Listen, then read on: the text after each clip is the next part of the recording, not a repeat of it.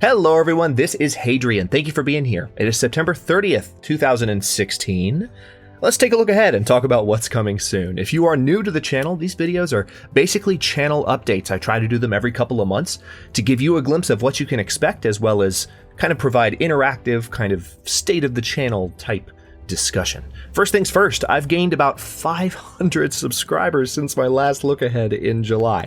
That's a lot of new people. I just want to say welcome to the channel and that I'm so grateful you decided to subscribe. Whether you're new or not, if you would like to learn a little bit more about the channel, you should watch my channel and community mini-series. Links on the screen right now and in the description below. There are videos tuned specifically to the social media you care about, or you can watch the whole thing. If you'd rather watch it when you're done with this, the links will pop up at the end of this video too. And we're also going to talk about the social media just a little bit in this look ahead as well. But if you watch just one video from the series, do yourself a favor and watch the very first one, the one that says watch this first. It's short and it'll teach you a good trick you can use for this channel and for others to get live updates from your favorite channels. So again, welcome to the new people. I'm really glad you're here and I hope to have you around for a long time. So as usual, I'm going to talk a little bit about the schedule and how things are going in each time slot and what's coming soon. Then we'll talk about what channel related stuff there is to discuss. I have a lot on my list as usual, so we're going to go fairly quick. Also, just as a heads up, since annotations don't show up on most mobile, tablet, and television devices, and frankly, since annotations are extremely painstaking to set up, I'm not going to have clickable annotations in these videos anymore. Instead, the relevant timestamps are marked in the video, as you can see. So just manually skip around to whichever topic you're curious about. So at noon, which is of course a historical strategy and grand strategy time slot, I tend to focus on historical strategy. I haven't brought any sci-fi grand strategy like, say, Stellaris into play. I really have been meaning to play that on the channel. It's just a matter of like finding time and waiting for the right moment, because the game is still being iterated. There are still new patches coming out that are adding more to the initial release, which I liked, but a lot of people were kind of iffy on. So maybe play Stellaris once people are less iffy. Who knows? I would love to play it as soon as possible. I'm not the one that's iffy, but there might be a good reason to wait. You never know. But anyway, the noon slot is typically historical strategy. Right now we have Lord of the Scots in Crusader Kings 2. And of course, there's also still Eternal Empire going technically. It's not going to be the next series that plays, as I just have to do kind of a wrap-up run in Eternal Empire. So that's going to be a special time slot once episode 60 of Lord of the Scots plays. But Lord of the Scots is going really well. I had a phase there in between this update and the last one when I went out to California, where I had to do a lot of recording in advance, and I was very frustrated while doing it because I really feel like it broke the spirit of the series, which is interaction and you guys providing advice and in helping me become a better Crusader Kings 2 player, and hopefully by proxy helping people watching and who are also reading your comments to become better CK2 players. And that was rough, and I think we've mostly recovered since then. We've got some momentum going again, and I would imagine the series will be done in maybe another 10, 20, 30 episodes tops as soon as we control the British Isles. I'd just say 30 episodes because you never know what kind of side quests we might do. I'm seriously contemplating kicking Svithjad's butt right now because they're annoying the crap out of me. But that aside, Crusader Kings 2 is going quite well. For my next Crusader Kings 2 playthrough, I want to go ahead and let you guys know I've really enjoyed having Crusader Kings 2 on the channel, and I'm going to continue to make it part of the channel. But just a few footnotes on this. First of all, the next playthrough, not only because it's something I'm interested in doing and being better at, but also because a lot of people have mentioned it on here, I am leaning strongly towards the possibility of doing a Byzantine playthrough, which is where you can actually reform the Roman Empire. Haha, surprise! I bet you never expected to hear that on my channel.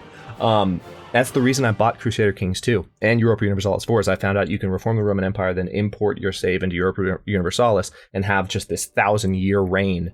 It's just really cool. Not that you'll spend the entire 1,000 years as the Roman Empire, but you can work toward it, and then you can carry it forward into EU4, which I really like. And I don't know that I would carry the save from this Let's Play into EU4. That's certainly a cool idea, but it's so far in the future. And here's the thing about this, and I'm open to feedback on this possibility. This series, if I did it, would take a long time. It would be the only Crusader Kings 2 content on the channel. There would be no variety. It would be me slowly. It would be the kind of series where the idea is, okay, we're going to do this. We're going to do it one episode at a time, 20, 25 minutes each. And we're just going to work our way towards it in a leisurely way, 20 episodes at a time, then take a break, do another series, and then 20 episodes again, and just work our way toward it. It could take a long time, but it is the kind of thing I think people like to see. Crusader Kings 2, it's certainly like the channel mission is to tell epic stories through these games, and so yeah, it seems like the right move to make, but I'm still open to feedback on it. I haven't decided, so that's what I'm leaning towards. And then of course, as I mentioned, I need to finish Eternal Empire, so that'll be 10 to 20 episodes in a bonus time slot, not the noon slot. It'll probably be the 9 or the 3 p.m. slot when we do that. And then in a few weeks, the noon slot, it's September 30th as I'm recording this. In a few weeks, it'll be October 21st, and Civilization 6 will be out. And I want to go ahead and let you know, and the reason I'm spending so much time talking about the noon slot, not only to discuss the Byzantine playthrough of CK2, or the possible Byzantine playthrough, is to let you know that for a period of time, especially after Lord of the Scots is done, you can expect the noon slot to be exclusively Civilization 6 content. Nothing else. Because it's Civilization 6, I'm going to play the crap out of it. I'm still going to rotate series, so I'll have 20 episodes in one series, then do 20 episodes in another Civilization 6 series. But you can expect at least until the end of the year, unless I get bored or change my mind. But what I'm expecting right now, given my enthusiasm for the title and how good it's looking in the first Let's Plays I've seen over the past 48 hours or so, it's going to be lots of Civilization 6. So those of you who are wondering, including the gentleman who asked in the AMA comment thread, yes, I will be playing Civilization 6, of course, especially given that I did the Civilization 5 tutorial back in the day, and that went really well. So that's mostly it for the noon slot. I did get a question also on the AMA thread from Tech Priest James asking, will I be playing Hearts of Iron 4? Okay, I'm going to talk totally off the cuff here. When it comes to historical strategy, I really have never gotten into. Notice I'm saying have never gotten into. It's not that I dislike, it's not that I have anything against, but I've never gotten into the more recent eras. If I play grand strategy or historical strategy, it tends to be either in the future or in the past. Once you start getting close to the present, something about my brain just gets less interested. And I'm not saying Hearts of Iron 4 is not excellent material for the channel. It's historical grand strategy, it definitely is, but of course I need to be having fun playing whatever I'm playing. So I don't own Hearts of Iron 4 at the moment, to answer your question. I am not opposed to playing it, but World War II era stuff, Civil War era stuff, even Victorian era, stuff, which isn't far removed from Civil War era, but you know what I mean. All of that just kind of those eras have never held much appeal to me in terms of strategy games. So that could change in the future. But for now, that's my answer on Hearts of Iron 4. I don't have any plans to play it, but I'm not opposed to playing, and I hope that's not disappointing. But as I said, it needs to be something I'm interested in playing, and if I'm not interested in playing, I'm not going to have fun playing it, and then it's not going to go for very long. Maybe I'll do like a mini-series sometime if I ever get the game, and just do 5 episodes, just kind of dip my my pinkies in the water. Pinkies, toesies, whatever. That's the general thought process there. So that's the noontime slot. At 6, we have Survival School going in Subnautica right now with a new series starting after episode 20 of that. So, Survival School. So here's the thing with Survival School. I am just so iffy on this series right now. I'm enjoying doing it, and I hope those of you who are learning from watching are getting a lot out of it. But given that my recording style is very low editing, just given that I like to include as much content as possible, what really needs to happen if I'm going to record stuff in Subnautica is, or a game like that where I'm going to do a tutorial, is I need to get lucky. And I feel like in Into the Locker, I mostly did get lucky, and I found stuff fairly quickly. But in this new Survival School series, that has not happened. So I've had a couple of episodes of the 7 that have come out so far that are just, they're just me bumbling around looking for things. And that's unfortunate, and that's not intended, but it's just an artifact of the fact that it's an artifact of the way I do videos and the fact that I had bad luck in Subnautica. Plus, a patch came out and threw me off, and some of the locations for different technologies changed, and they looked different, and oh my gosh, it was just annoying. So it hasn't really gone smoothly. Hopefully, it'll be a little better once we get close to episode 20, and we'll definitely see how I feel after the first 20 episodes. Because as I said, one of the reasons I do these content switches every 20 episodes is so that if I feel like, okay, we just need to switch to something else and let this series slowly die, we can do that. And then, if it ever needs to come back by popular demand, I can do that too. But there's a reason that I built that in, and you never know. Survival School might be one of those. So I'm not trying to be too pessimistic. I'm actually just trying to be honest. Like, I think there's a lot of useful material. The series has not gone really the way I envisioned it, which is unfortunate, but hopefully, again, it will improve. Speaking of the 6 p.m. slot, I know a bunch of you are here because of my Long Dark content, and of course, that's going to continue to be a staple on the channel going forward. Against All Odds Season 3 will be played in Interloper Mode. Just let that sink in for a minute. I've made the decision. As you guys know who were watching Season 2, I was really deliberating a lot. Like, how do I make Season 3 work? Do I just continue this playthrough if I survive to 100 days? Which, by the way, I also have to do the last 10 episodes of Against All Odds Season 2. That's going to be another random time slot similar to Eternal Empire's final run. So stay tuned for that. There's 10 more episodes of that series coming when I can get to them. But I really did agonize about this. Do I do another 100 episodes of me just not scavenging, but hunting, because I've scavenged the world completely? That's going to be a very different experience. It's going to be somewhat repetitive, not as much new things happening. And some of you were like, yeah, do it. I just want to watch, because I understand. And this is why I don't edit content. A lot of you really do get a lot of satisfaction from just watching me go through those motions of surviving in those games. So cutting stuff out is not appealing. And that I actually kind of relate to that, and I understand that. And that's the reason I do videos the way that I do. But at the same time, it's like, I can't have a whole series full of, say, that episode in Subnautica that I just did where I was looking around for pieces of the mobile vehicle bay for most of the episode. I can't have 100 episodes of that. There needs to be some variety. And I just use that as an example. So I think doing Interloper Mode, now that it's out, is a great way to accomplish a couple goals. First of all, it'll really mix the series up and just kind of make it fresh again, and we'll do something new. It'll make it a lot more intense, and I'm excited about that. So it'll be a playstyle very much like the Interloper miniseries that I have going right now, and I can't wait to talk about that in just a second. But it'll be longer. And also, if I die, don't worry, I'll play. I'll have like a minimum number of episodes the series is going to last. But the other advantageous thing about doing an Interloper playthrough is I'm not likely to survive as long. And one of the things I want to do going forward is I don't want to have, I'm sorry, but I don't want to have 100 episode series if I can help it.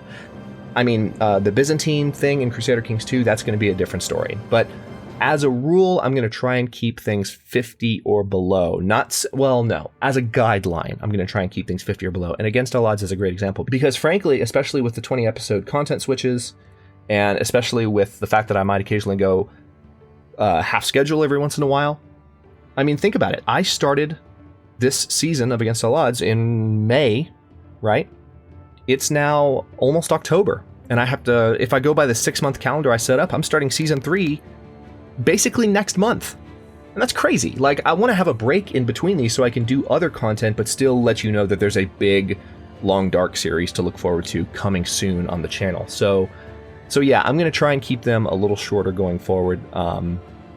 Because it just makes room for other content. And I know also, I mean, let me just be real. Only diehard viewers are watching for more than 50 episodes of a series. And I know there are a lot of diehard viewers, but I think there's also, there are more people that might watch for the first 10, 20, maybe 30, maybe 40 or 50. But once you start getting beyond 50, the retention of people does drop.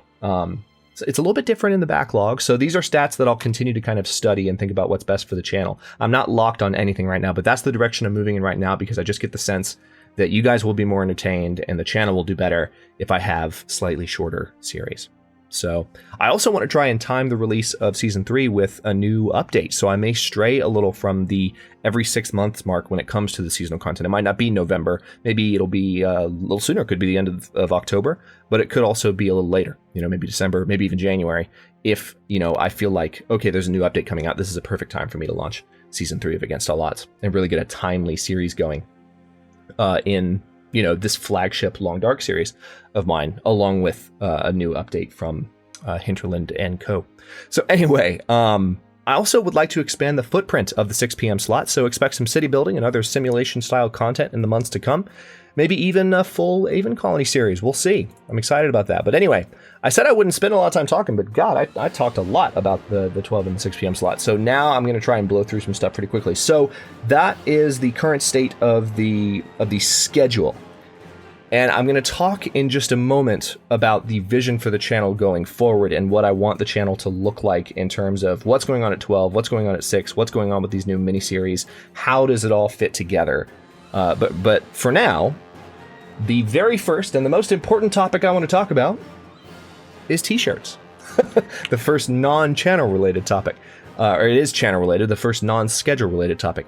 So these T-shirts were an idea I brought up when we were hitting the 1,000 subscriber milestone. Now we're almost to 1,500. But I had to wait on these because number one, I went to California and they didn't arrive until after I was out of town, which is unfortunate. But I also, once I got back, I was like, oh, well, this shirt isn't quite what I wanted. I want to make sure when I put it up on a TeeSpring campaign that it looks good on the people that pick it up. If you guys are going to buy T-shirts with channel emblems on them and such, then I want them to look decent. So for your sake, I want them to look decent, not for my sake. I don't care. It's T-shirt. I'm good. Yeah, if it puts clothing on my back. But anyway, that's a. I don't know what's going on there. So with the T-shirt, I finally do have a design that I think you'll really like. So I'm going to release a separate video in the next week or two to actually kick off the campaign. And my way of making up to you that it took so long, given that this is a campaign to celebrate the 1,000 subscriber milestone. The T-shirts have an M on them, which is the Roman numeral for 1,000. Obviously, we're almost up to 1,500, so there will be plenty of you who have the opportunity to get the shirts, even if you weren't here for the 1,000 subscriber milestone. That's my way of making it up to you. You're welcome. So that's what I have about the T-shirts. Subscriber polls. As we've done with the past couple of look-aheads, I have a few polls that are in the description below. Feel free to check them out when you get a chance. The one that I'm most interested in hearing back from you on is, how did you hear about the channel? This is just a great way for me to get feedback straight from you, not from YouTube statistics, of how did you get here? Where did you see me? Where did you find me? And the more people answer this, if you've already voted, don't worry about it. Leave it alone. Even if you feel like the straw poll is letting you vote again, don't do it. Just, if you've already voted, leave it alone. But definitely let me know how you heard about the channel. It helps me a lot as I figure out, new ways to reach out and help grow the channel. And how do content switches affect the quality of the channel is the other poll. And this is probably the last time I'm going to run this poll, but I've got a lot of new people, and I was like, well, okay, well, they're newer to this. They're not as familiar with it. Maybe I should get some feedback from them as far as, how do you like the fact that every 20 days I switch series and do something else? Do you feel like it positively affects the channel? Do you feel like it negatively affects the channel? And if you want, you can leave a comment now. Straw polls have comments now. So you can leave that and say a little bit about why.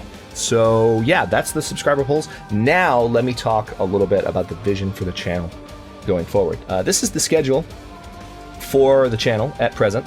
This is, of course, the most recent episode of Survival School, which, as you can see, I think I recorded 9 too. But I haven't completely gotten it ready yet. This is my procedure up here that I use to let myself know where I am in my post-processing. But if you want to see kind of what the channel looks like when it's not on half schedule, here's a good example. This is when Aven Colony's miniseries was ending. There was supposed to be a 5th episode, but actually I don't remember what happened with that. There was a reason the fifth episode didn't go up, but I can't think of it right now. But this is a normal schedule. There's a full 12 p.m. slot and a full 6 p.m. slot. Of course, the Brains and Brawn series was still going with Mal, but note that these these time slots are wild cards. And these, in the past, what I've used are like Brains and Brawn, but also with Crown of Charlemagne, for example. When Crown of Charlemagne started last December, I started that series in the bonus time slots, both of them at first. I produced 2 episodes a day in that particular series for the first couple of days that the game was out because I wanted to put out a lot of content. But miniseries are something that I have just started doing. Aven Colony was actually one of the first ones. But then, of course, now see the channel's just going to half schedule here for this week. And now we have the Interloper miniseries that's kicked in. But also I did the September test branch video, which was supposed to be 5 episodes, but had some audio stuff happen there. We'll talk about that as well. But my God, I mean, the miniseries are just doing such a good job of bringing new people into the channel and exposing you to the deeper content. So what you can expect to see going forward, first of all, you're going to see stuff that's more like this, because this is a normal schedule with these slots full, this one and that one. But what you're also going to see is when I have like a free Tuesday or Wednesday night, and I can sit down for a few hours before bed, say, and record a new series to show you some new stuff in the Long Dark or Aven Colony or whatever else might have come out that you guys might be interested in seeing. I'm just going to do a 5-episode miniseries. And I can make a thumbnail really quick. I'm fairly proficient with that now, and just put out a quick miniseries in these wildcard slots, just randomly as surprises to you guys, whether it's content that you're familiar with me playing or completely new stuff. And that can be a really good way to bring new subscribers into the channel. All of the miniseries I've done have done well. Aven Colony did well. That was the first one. And then I was supposed to do 5 in the test branch for the Long Dark. I only did 1, but that video, here's a fun fact. The amount of time people have spent watching it is already almost as much as any video I've ever done in just like 2 or 3 weeks. It's crazy. So that video has done really well. And then, of course, the Interloper series is also going quite well. I haven't had a bad experience with these miniseries. So that is what the channel is going to look like going forward. You're going to have dedicated time slots, okay? So we're going to have the noon Grand Strategy and Historical Strategy slot running daily content in long-term series that are not miniseries. Same thing with the 6 p.m. slot running survival, science fiction, and simulation content the way it's always happened. Again, I do want to broaden the footprint of the 6 p.m. slot a little bit. So you're going to see some more types of games in that, some more simulation types of games in particular. But yeah, that's what these slots will look like, very much as they ever have. But then I'm going to start using the wildcard slots. Sure, when I do a co-op series with Mal, you'll see it used like it was for Brains and Brawn. But then you'll also see, in the wildcard slots, you'll see these miniseries popping up, which is going to be really cool. So that's the current vision for the channel. Speaking of half schedule, as of this moment, September 30th, I would say half schedule is probably going to continue for another week at least, maybe 2. Part of this is strategic on my part. It's not just that I'm really busy outside the channel. I have other channel-related projects. I have this update to do. I have the T-shirt announcement and actually starting the TeeSpring campaign for the US and Europe. I have The Last of Eternal Empire to record, The Last of Against All Odds Season 2 to record. I have a few other small projects that you'll see soon. And if I get them out of the way, spinning back up to full schedule will actually get easier. So I'm not saying that it's going to be more than 1 week, but there's a likelihood and there's a good reason for that likelihood. So please be patient. Daily content will resume as soon as it is feasible and comfortable for me to jump back in. Another thing I'll say about that is it's getting cooler outside. There are less people outside. I mean, the pool is closed finally for the season, so I don't have to worry about pool noise during the day, which is unfortunately a factor in my recording. I hate to say it. I don't have like a studio room that I record in right now. I look forward to that in the future, but for now I don't. I'm by a window and the pool is 100 feet away. So that's not a factor. And also with it getting cooler, the AC units are going to start cutting off, so I'm going to have less worry about background noise, which frankly I haven't worried about anyway because of the filtering that I've been doing, the audio editing that I've been doing through Audition, which has worked really well, which I'll touch briefly on that at the end of the video because I have some good news when it comes to video and audio. Because I know I've put you guys through a lot, like, hey, let me know how this sounds. Does this work? Is this better? I just tweaked this today. Will you let me know how this went? So anyway, again, that's what things are looking like right now with the half schedule. Let me say one more thing really quickly, because I really want to nip this in the bud. A word about half schedule. I just want to stress to everyone, while you're all listening, that fluctuations between full and half schedules are not indicative of any kind of emergency. Nothing's wrong, and nothing should feel ominous. This is standard operating procedure for me and for the channel. I'm a graduate student. For those of you who don't know, I'm a PhD student, and every now and then things might get crazy busy. This channel is a hobby for me, as a way to give me a creative outlet and kind of keep me sane while I'm, so busy with my studies. And this is a built-in way for me to announce that I will be temporarily scaling back my content production, but without stopping altogether. This allows me to have a little more flexibility for my obligations outside the channel. And I'd much rather just talk about it openly right now and nip the issue in the bud, so that as the community grows and as new people arrive and I go half schedule again when I'm working on my dissertation or something, and all of a sudden people start going, oh my God, what's wrong? Is the channel going away? Or is Hadrian all right? Is he stressed out? And I mean, yes, I'm stressed. I mean, a PhD program is stressful, but I don't want anyone to be, as much as I appreciate it.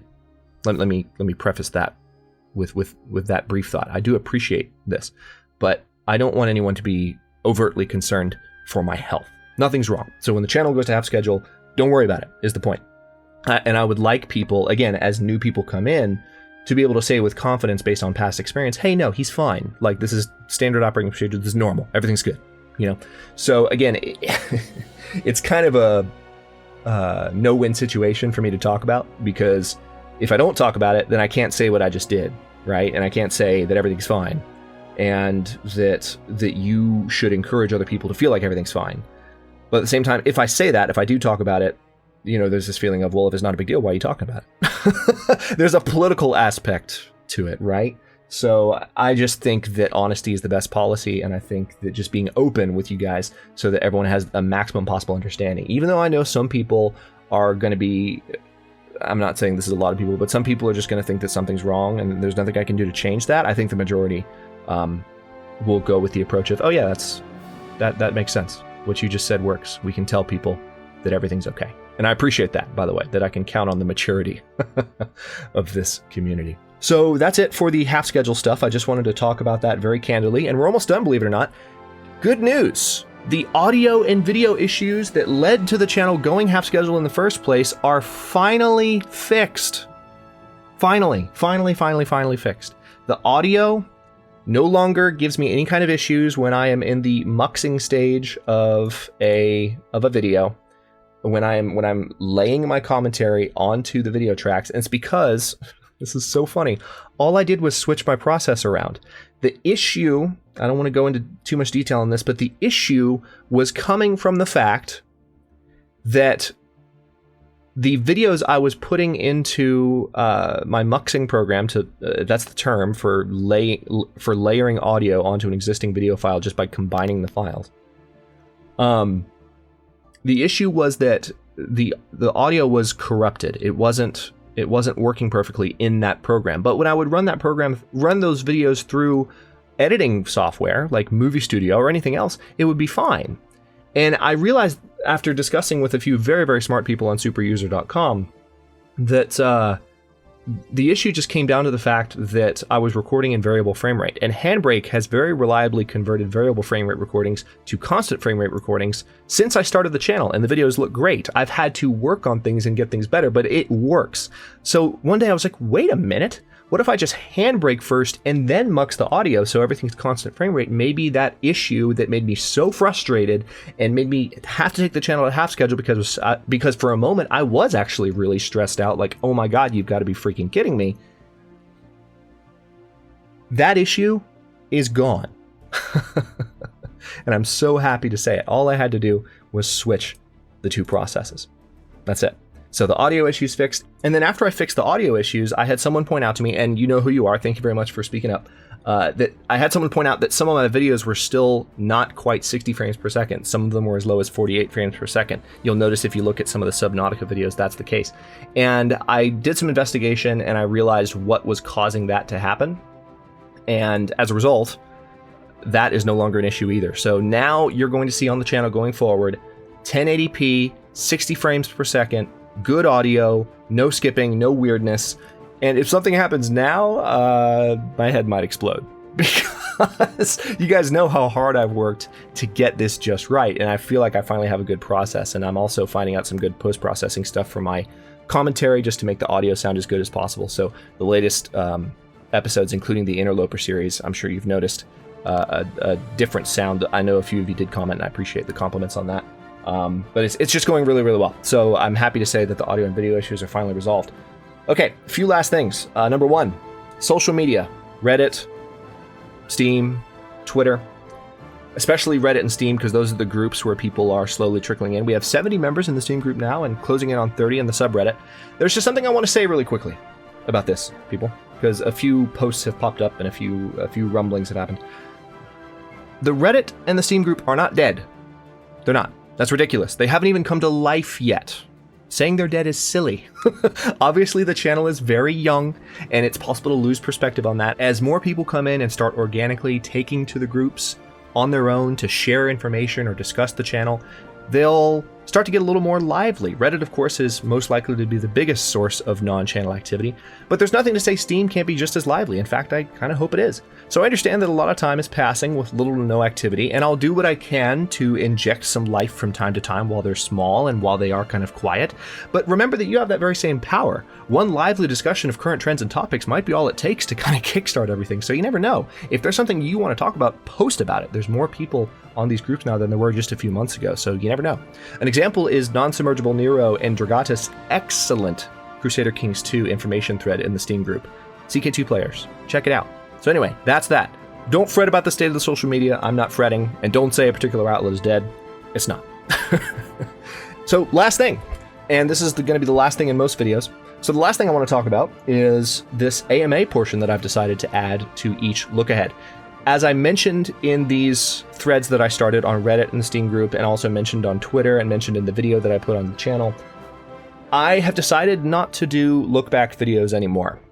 And the reason I've decided not to do look-back videos anymore is that, frankly, they're very time-consuming to do, and they're very channel-centric. And there's nothing wrong with kind of a channel-centric video, like this one, in fact, but when you're doing YouTube content, you need to have a good ROI, which stands for return on investment. And I just never got the feeling, as much as I enjoyed making those few videos that I did early in the channel. I haven't made one in a long time. The last one that I scheduled was Civilization 5's look back, and I never actually for the tutorial, and I never actually did the look back video when that series ended. But it's just I just don't feel that.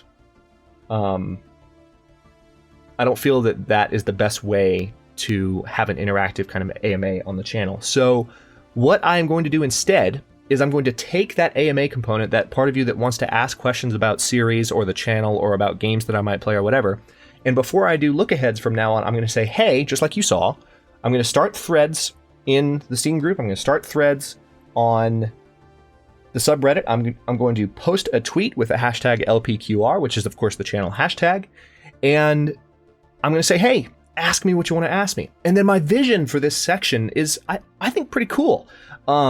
If I do say so myself, eventually I want to have a format where I actually am able to dedicate a section at the end of the video to saying, hey, this person asked this question on this platform. So I have a comment from, for instance, Lisa on the YouTube video. I have a comment from, let's give an example. I have a comment from Kevin on the subreddit, something like that. And I want to be able to say, this person asked this question, here's my answer. And it would really just help showcase and celebrate the variety of the community as it continues to grow.